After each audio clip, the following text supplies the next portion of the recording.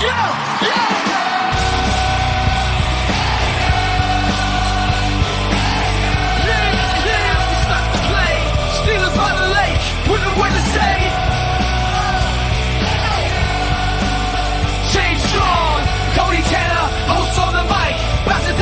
Keep it live, that's right.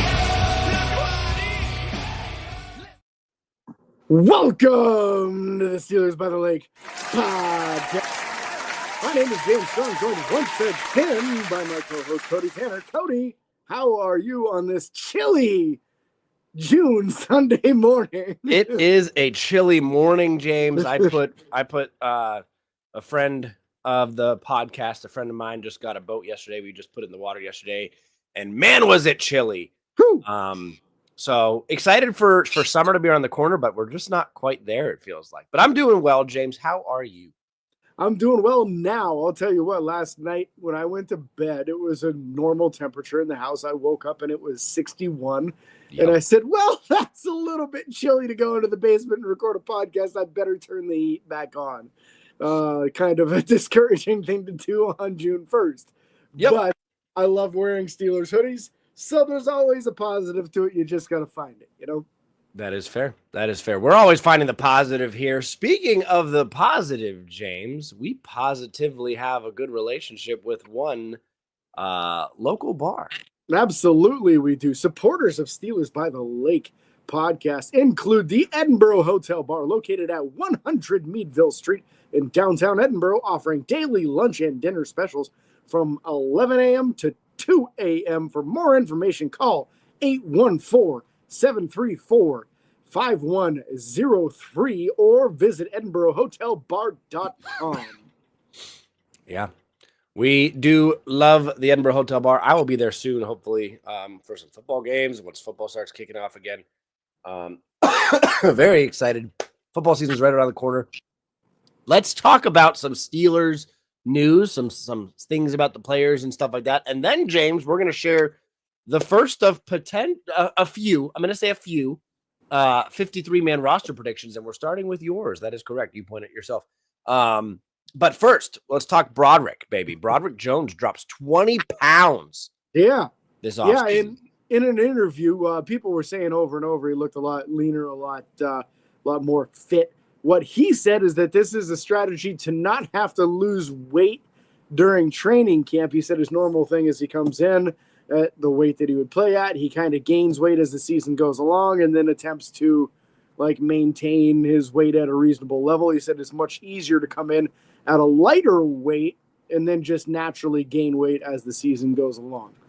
So don't expect him to play at 305 pounds. But the reporting is that he looks incredible at 305 pounds, very lean, moving very well, and lots of good signs. Also, a lot of what you're hearing right now is coming from the voluntary OTAs that are going on right now, which stands for Organized Team Activities.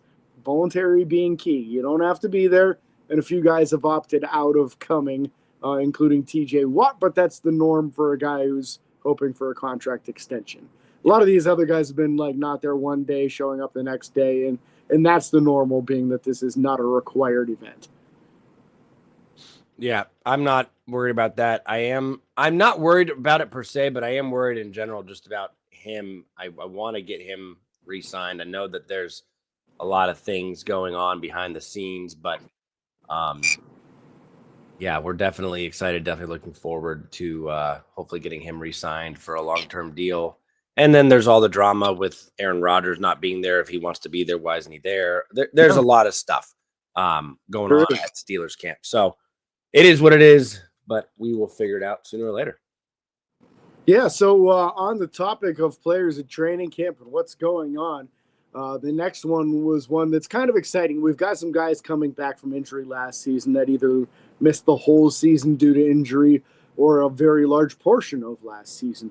One of this guys being linebacker Cole Holcomb. Mm-hmm. And Cole Holcomb, let me tell you what, looks like he's in the kind of shape where he could go compete in some bodybuilding stuff. And it looks like you got a picture to pull up here. If you're not on our YouTube, you should be watching these shows on YouTube. I'll tell you what, looks absolutely incredible, down to the striations in his shoulders. So Cole is in peak physical condition. And that's just an added bonus to this room that you're already expecting Patrick Queen. You're expecting kind of a step up from Peyton Wilson. They went and got Malik Harrison from the Ravens, who was a real plus to their run defense. And here you have Cole Holcomb coming back, who was supposed to be the future of the middle linebacker core. It looked like he was going to be that before blowing his knee out 2 years ago. So Cole's 100%. And I stamped it and tagged you on it. To me, this isn't Cole Holcomb anymore. This is Hulk Hogan. Yep, Hulk Hogan. It is. Is that your thing, or did someone else say that? I'm not sure. No, I said it. Well, yeah, we're gonna make some shirts or something. Yeah, love to see a middle linebacker, starting middle linebacker, be bulking up the way that he is. Looks fantastic. Looks phenomenal. Excited to get him. Rolling. Yeah, I can't wait to see him this preseason. It looks like our middle linebacker group is going to be as deep or deeper than it has been in a very long time. And that should be a real fun group to watch this upcoming preseason. I'm very excited about that group. Speaking of this group, let's stay with it and talk Peyton Wilson. Last year was his rookie season with the Steelers. He decided that it would be a good idea this offseason to add a little bit extra muscle mass to make it easier to get off of those blocks from those big old offensive linemen, fullbacks, tight ends, whomever he has to go against. So he went from 235 all the way up to 243. He said he doesn't see any reason for him to ever go to 250. But at this additional size, he does feel like it'll be easier for him to handle the physicality of the position and get himself free of blocks a lot easier. So it sounds like he's really anticipating an increased role, and I'm here for it as much as I'm excited about seeing Cole Holcomb back on the field. The thought of this highly athletic, really talented young middle linebacker who could be the guy that takes the torch from Patrick Queen, man, I want to see him on the field as much as possible, and I love the fact that he added a little muscle. Yeah, very excited to see just the middle linebacker crew coming together. We've talked a lot about the path that crew has been on since the miss with Devin Bush, the injury with Ryan Shazier, the constant desire for those tough-nosed Steelers middle linebackers that we all know of. Every Super Bowl team has literally two middle linebackers on those teams that you can remember and talk about that were big playmakers.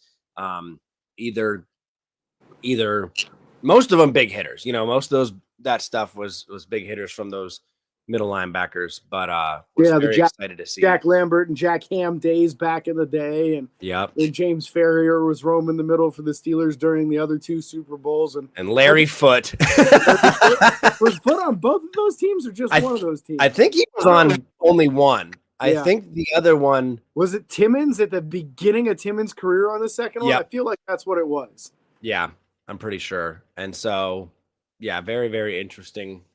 I'll have to check. I'm curious. I'll look into that while we're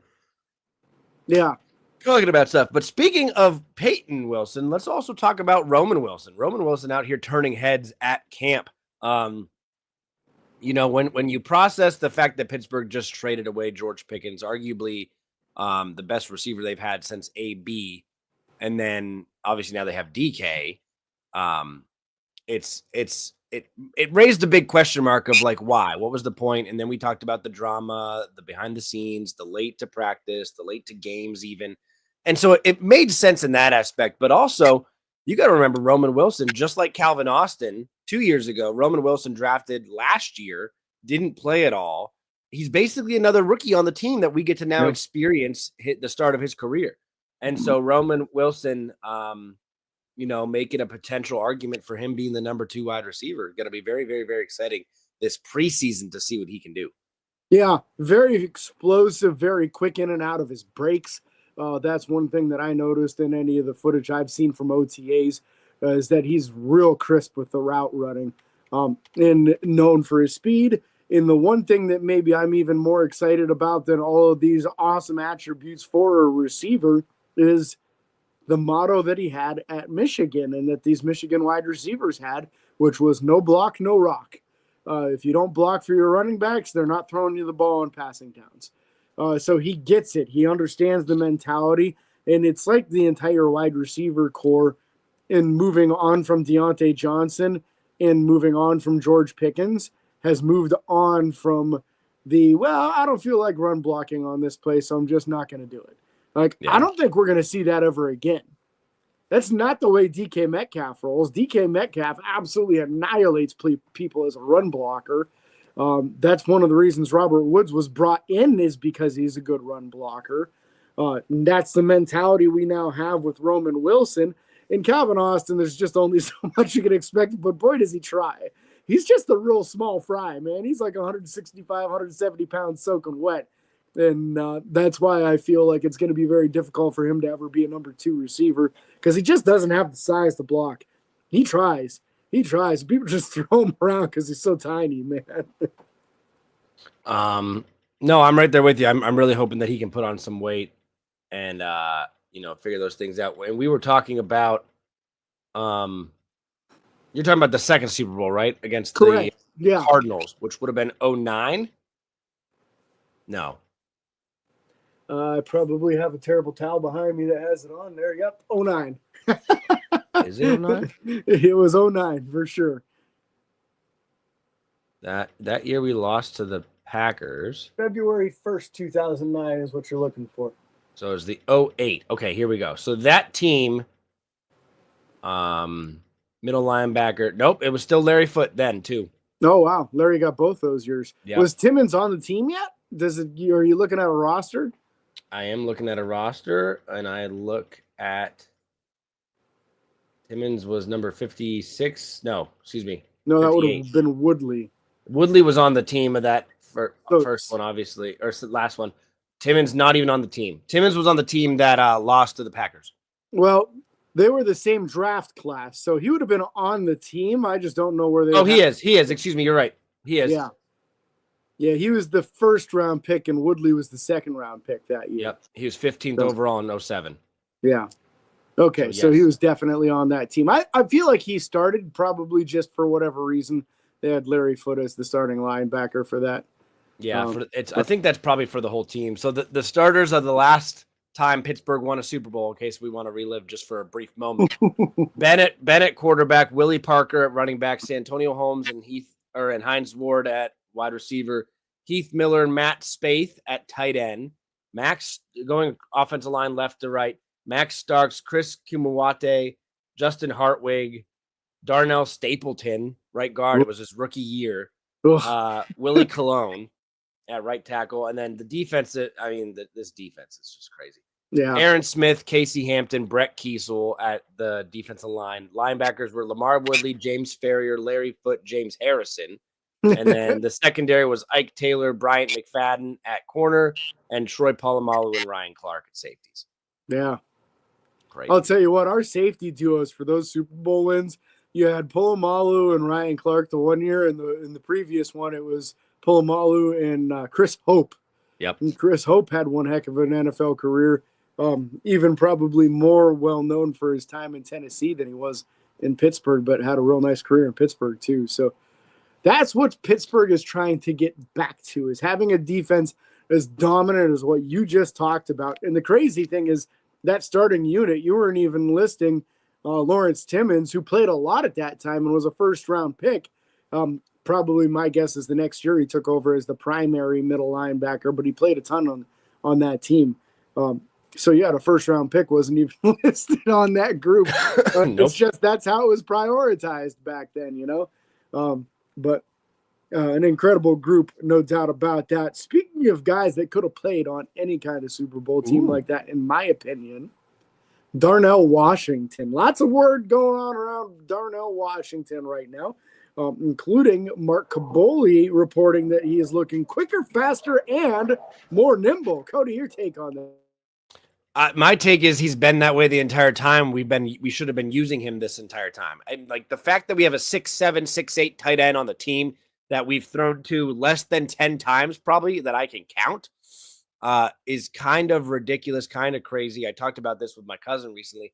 You get the ball in open space to this guy. and he falls forward for 5 yards. Like, that's just his average, like his length of reach. So the fact that we're not using this guy a little bit more is frustrating. But hopefully this year is the year we do it. But at this point, I don't see us using the tight ends more at the start of the season if Aaron comes, due to the fact that Aaron doesn't know the offense. There's a chance with Mason that we'd be able to do more right now because Mason's there. Mason's learning. Mason's, getting some chemistry built with these guys. But every day that goes by, I'm less and less interested in this Aaron Rodgers bull crap. Sorry, somebody showed up at the neighbor's house, so the dog's absolutely lost mind. I had to mute for a minute. Yeah, I'm with you on that. I feel like he needs to be used more in the offense. It sounds kind of like there is a little bit of a push within those four walls there to get a little more production out of the tight end room. And I don't know how much more you're going to squeeze out of Pat Freiermuth. He's fully capable of doing more if you give him more opportunities. But I feel like Darnell Washington is also, and just didn't get a ton of opportunities last year. I like that it was increased from the year previous, but it needs to increase once again to really get to that max potential of what a guy as talented as he is can do. But there's going to be more about this room in a moment here. Before we do that, though, Darius Slay, Cody, doing that veteran move and inviting all the young corners to come work out with him between OTAs and the next mandatory minicamp. I think this is as wonderful of news as possible. That's exactly why you bring a guy like this in who's closer to the end of his career than he is the beginning. He's like a 34-year-old or 35-year-old corner, which is kind of unheard of for these guys to play that late into their career. But I love it. This is yet another new mentor for Joey Porter Jr., who's really getting to learn from some seasoned vets. With Patrick Peterson his first year, Dante Jackson last year. Now he gets to learn from Darius Slay. And hopefully a little bit of that rubs off and maybe even on some of these young guys in the room too.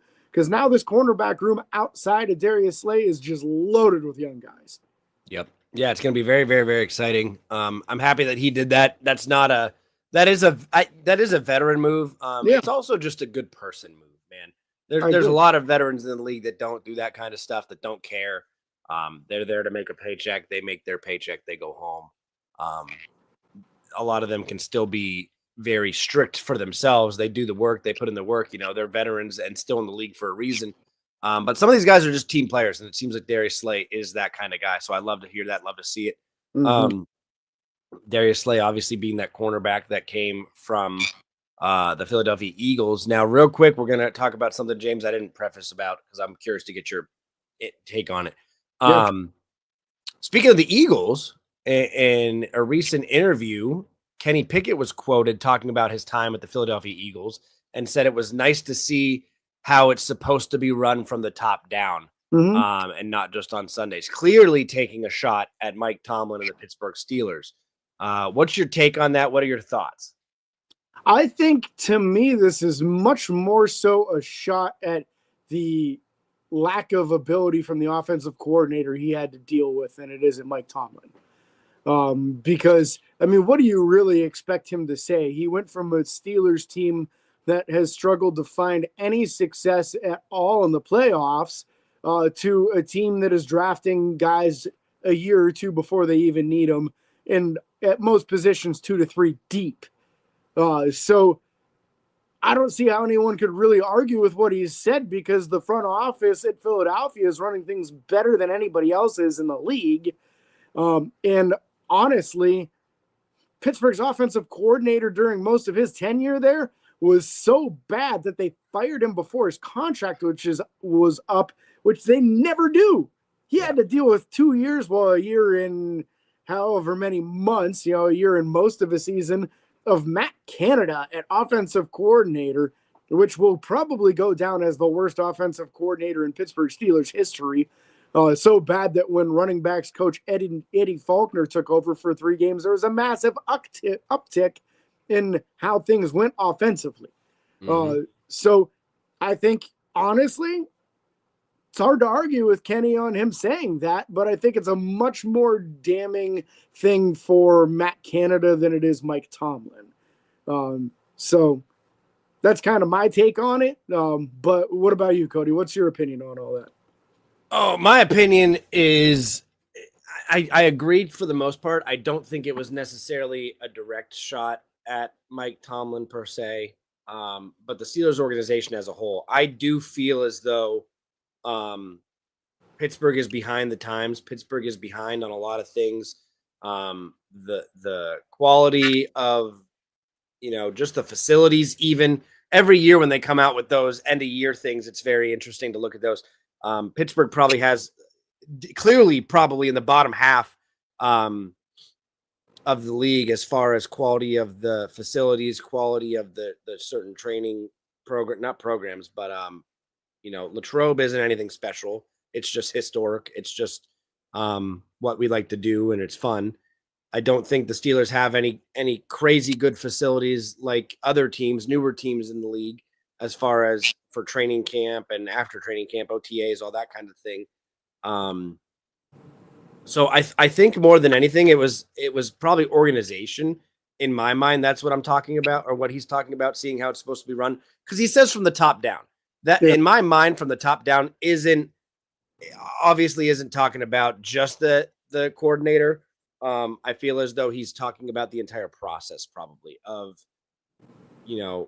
what they do to train to lead up to it. Because he even said not just on Sundays. So what they're doing throughout the week, whatever they're studying, whatever their specific position groups are going over, the time they spend together as a team. I'm sure there's something different, drastic, between what Philadelphia was doing and what Pittsburgh was doing when he was with us.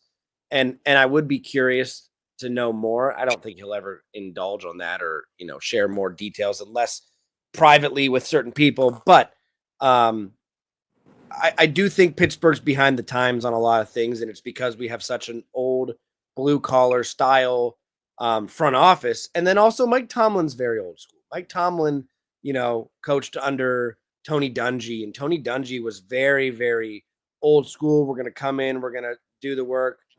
But it wasn't these fancy things of learning new tricks and trades and stuff like that. In my mind, Bill Cowher with his combination of Bruce Arians. I don't know if Bruce Arians was under him. I just feel like Bill Cowher was he? Okay. Yeah. I feel like Bill Cowher was a closer combination of old school and newer style things. I think he was more open to newer things than I think Mike Tomlin is. That's a personal thing. I don't know if there's any truth to that, to clarify. But just based on watching coaching styles and seeing how long it takes for us to make small changes throughout the season is a frustrating thing, but that's where that comes from. So either way, there's definitely something clearly going on. And like you said, that front office in Philadelphia is top notch and doing things the best in this league. So, and you can even point to just talent at the general manager position, right? Yep. Because for the last few years of Kevin Colbert's structure, his job at Pittsburgh, his talent evaluation wasn't what it used to be. He was missing over and over in the NFL draft, and that's the job of the general manager and the scouts to get that right. Now, the last couple of years with Omar Khan, I feel like Omar's really handling it.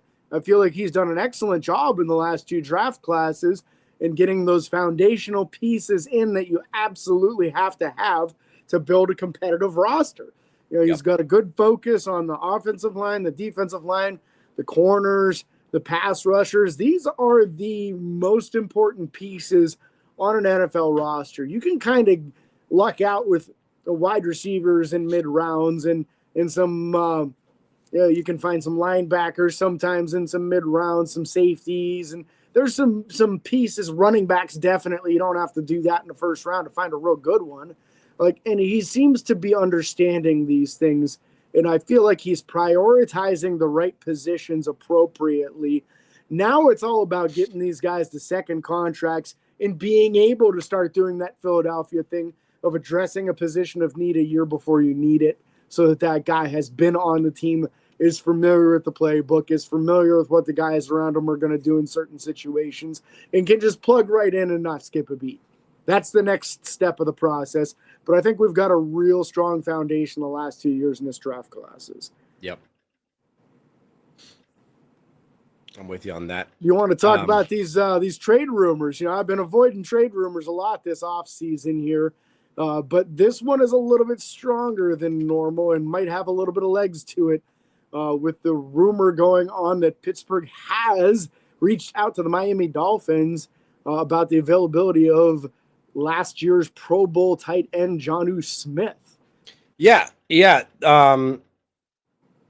I'm very interested in this. I'm interested in this, not interested in it, if that makes sense. I'm interested by the fact that they're talking about it.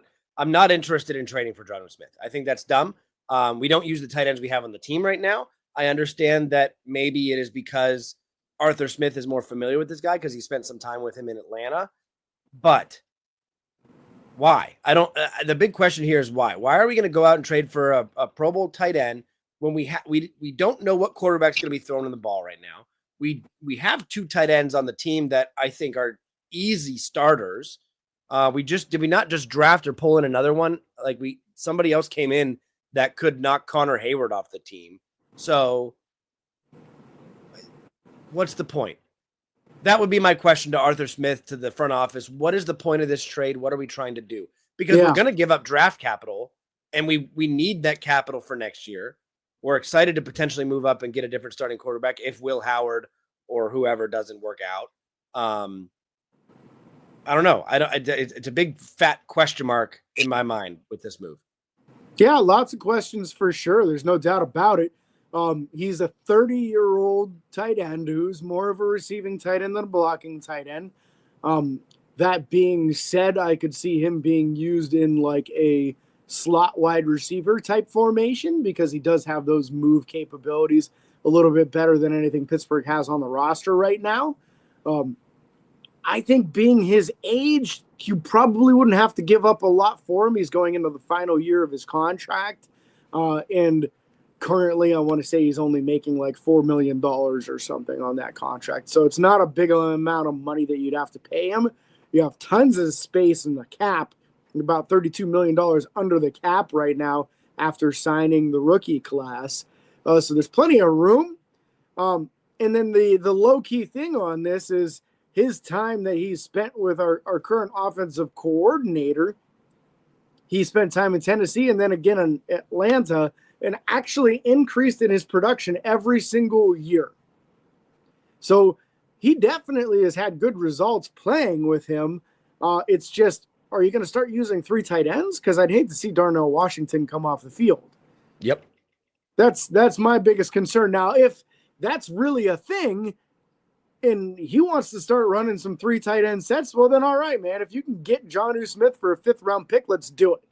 I'm all right with it. But I don't want to see giving up 3rd or 4th round capital for a guy that's not going to be starting over Pat Freiermuth. Yep. And then you'd have to give him an extension too, and probably pay him at least $10 million a year. You're paying Freiermuth about $12 a year. I can't imagine you're going to bring this guy in and pay him more than Freiermuth. Yeah, that'd be dumb. That would be like it'd be like the tight end move that the Bengals just did, or like it would be for us with the tight ends, what they just did with their wide receivers, with paying both T. Higgins and Jamar Chase.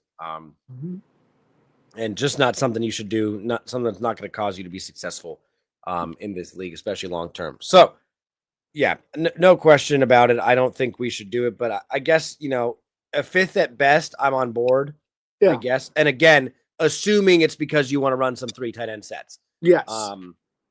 But yeah, very, very interesting. James, it is now time, good sir, for you to share your 53-man roster prediction. It's time, buddy. I've been looking forward to this one. I was kind of really debating over certain positions and who am I going to have room for, who am I not going to have room for. And a lot of this just kind of worked itself out, and I got to 53 a lot easier than I thought. If I were to go back through it, would I have some questions on some? Yeah, there's a couple, and I'll kind of touch base at that on the end of if I were going to make changes, what would I change? But let's start on the offensive side, and let's start with what we know, right? Quarterback, Mason Rudolph, Will Howard, they're going to keep a 3rd. I'm putting Aaron Rodgers on it. I feel like the deal is imminent. The deal will happen. So I'm throwing him on my initial prediction as though he's basically already on the team. I think it's just a matter of time. I certainly hope that it happens sooner rather than later. Moving on to the running back room, obviously Jalen Warren will be on the team. Obviously, Caleb Johnson, being a rookie third-round pick, will be on the team. I feel pretty strongly Kenny Gainwell will be on the team. That is where I stopped my running back list right there. 3 running backs this year. I think that'll be plenty to get you through. And multiple of these guys having kick return capability in Jalen Warren and Kenny Gainwell. I wouldn't be surprised if Caleb Johnson gets into a little kick return duty until becoming the primary running back. Moving to the tight end room, I've got Pat Freiermuth and Darnell Washington. And then, boy, does it get a little murky after that, in my opinion. I don't think that this is a guarantee for Connor Hayward at all this year. I'm going to put Donald Parham Jr. as the number 3 tight end. And I'm actually going to keep DJ Thomas Jones over Connor Hayward. I think he's a more capable blocker. He's about 20 pounds heavier. He's faster. He's 2 inches taller. Everything that you're looking for in those tight end type capabilities while having the more bulk that you need from a fullback, which they didn't really use Connor much as a fullback anyway. So I think this could be the final year for Connor Hayward to make the 53-man roster. This last year might have been it for him, and I'm predicting that to be the case. To the wide receiver room, obviously DK Metcalf, Roman Wilson, who we talked about a lot earlier in the show, Calvin Austin III, Robert Woods, I believe, is a lock for this team basically as well at this point after trading away George Pickens. And then I'm putting Ben Skoranek as my number 5. I'm also only keeping 5. I don't think you really need a 6th wide receiver when you're going to run a lot of 2 tight end sets. Just the way I look at it, you're probably going to run a ton of 2 wide receiver, 2 tight end, 1 running back, and not a whole lot of 3 wide receiver. And if you were, who are you going to keep that's really going to add to that room anyway as far as the wide receiver side of things? Yeah. So I wouldn't be surprised if they keep 2 or 3 wide receivers on the practice squad. I think that would be a good move. There's some young talent on this 90-man roster right now. I just don't see a way to put them on right now. To the offensive line room, your starting 5 as expected: Broderick Jones, Troy Fautanu, Isaac Seumalo, Mason McCormick, and Zach Frazier. Now backing them up, I'm keeping Calvin Anderson, the tackle. I'm keeping Spencer Anderson and Max Sharping, the backup guards, with Spencer Anderson having some flexibility to play tackle as well. And then Ryan McCollum, the backup center, who actually played pretty well last year and could probably play some guard. He's kind of a bigger center. So that's what I'm doing with offensive line, which does mean that I technically only have 1 backup offensive tackle, counting on Spencer Anderson to be able to fill in that role as well. There's somebody I would have kept if I would have kept another offensive lineman, and we'll go over that. Cam Hayward starting off my defensive side of things. That's 24 on the offense for me. So that's the math I was trying to do in my head. Yeah, we're at 24 on the offense. Cam Hayward, Keanu Benton, Derek Harmon, and the starting group for the defensive line. I'm keeping Daniel Okwale. I feel like they didn't pay him the money they did in the offseason for him to not even make the roster. Y.A. Black, I'm also going to pencil in. And then in my 6th position, I'm putting Isaiah Loudermilk in there, which would be over top of Dean Lowry, over top of Logan Lee. It's going to be a hell of a battle for that 6th spot if there's only 6 of them. And I'm giving the edge to Loudermilk based off of him being younger than Dean Lowry and more experienced than Logan Lee, and I think they'll lean into that just to have a little bit more experience in the room. Outside linebackers, TJ Watt and Alex Highsmith, obviously. Nick Herbig and Jack Sawyer, obviously. I had to cut it off right there, man. That's it. I only got 4 outside linebackers this year. There's only so many spots on a roster, man. And I would love to keep another one. Now I do feel Julius Welshoff will get that. He'll get that roster exemption. You'll be able to keep an extra guy on the practice squad beyond the normal 16 because of him being the international player. If he plays like he did in the preseason last year, it might be tough to keep him off the 53. But for right now, I'm keeping him off. Middle linebackers have got, of course, Patrick Queen, Peyton Wilson, Malik Harrison. You didn't pay him the money you did to just cut him in the offseason. Hulk Holcomb. And then I'm going to keep Carson Bruner also. So that would be the first year for Mark Robinson not making the team, in my opinion. But it's a numbers game, and I don't think you're going to keep 6 middle linebackers. I think 5 is kind of pushing it, but Carson Bruner really has a lot of upside as a special teams player, and I feel like that's going to help him make the team. Very nice. To the cornerback room, of course, Joey Porter Jr. and Darius Slay as your starting corners. I see Beanie Bishop probably winning that slot nickel position.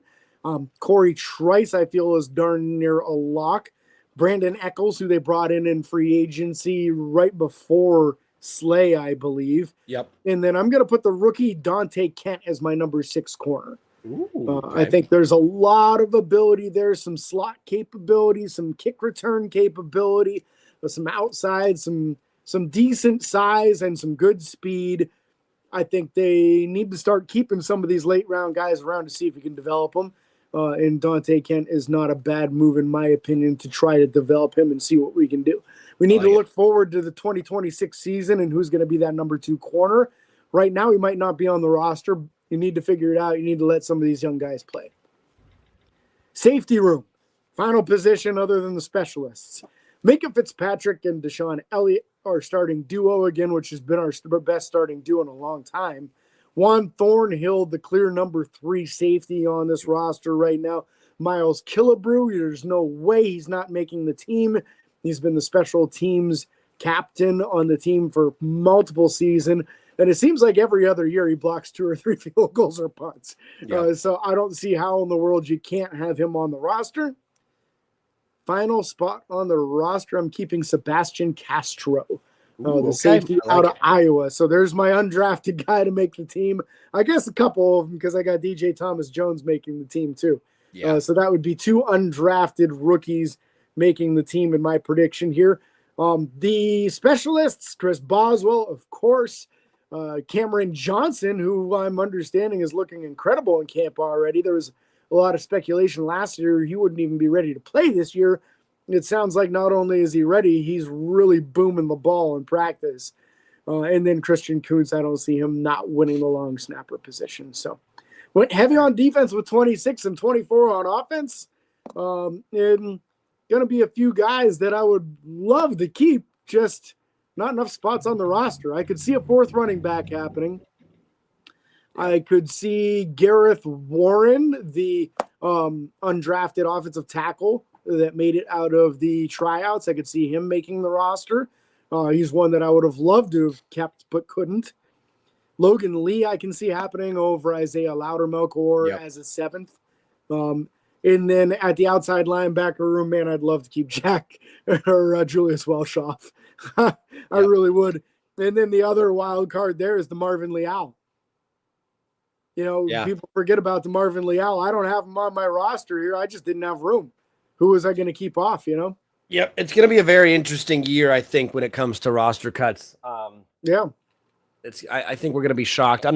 There's a chance yours could be perfect. Who knows? But I think that we're going to be surprised. Both of us are going to be surprised by some of the moves they make, just because that's typically what happens. And there's things that go on that we don't know about, or injuries, lingering injuries, whatever it is. Sure. And so it's going to be very interesting to see how they play this out. But I'm excited for preseason, man. I'm excited to see these guys in action, and that might enlighten us a little bit more and be able to see more things. So real excited about that. James, I like your entire squad. The Aaron Rodgers things is such a hit or miss for me. It's frustrating at this point. You just want it to be over with. It's also frustrating not having a real fullback. But I do agree that that other tight end offers a little bit more flexibility there. And so, thank you. But no, the offense I like. The 5 wide receivers is such a. It makes sense, but I always want to keep a 6th one. I don't know why. Me too. It's like the same thing with the cornerback room, but you kept 6 there, and so that makes sense. And you're more likely to have 3 corners on a field at a time than wide receivers, especially if you're running 2 sets and stuff like that.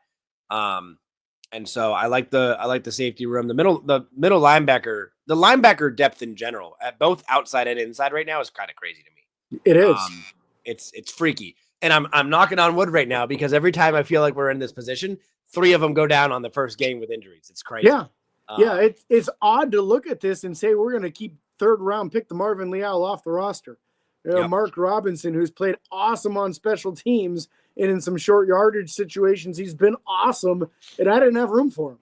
Nope. Man, I'd love a 55-man roster. I'd put those two on, but boy, would it look goofy. Well, it would look real goofy with 28 on defense and 24 on offense. Yep. But man, we're excited. I'm excited to see this. James, I appreciate you sharing. My 53-man roster prediction will come next week, so be here for that. Woo! So very excited. We're getting 1 day closer every time. Actually, 1 week closer every time we record for Steelers football to be back. So super excited. We're under 100 days until football's back. So not that I'm counting, but we can't thank you guys enough for being here or watching if you're on YouTube. Remember to like and follow on Facebook, Twitter, Instagram, TikTok, and YouTube. Subscribe. Ring the bell. It's free. It doesn't cost you a thing. Don't forget the 5-star reviews and Apple Podcasts make James very happy. And until next time, this is your host, James and Cody, signing off. Peace.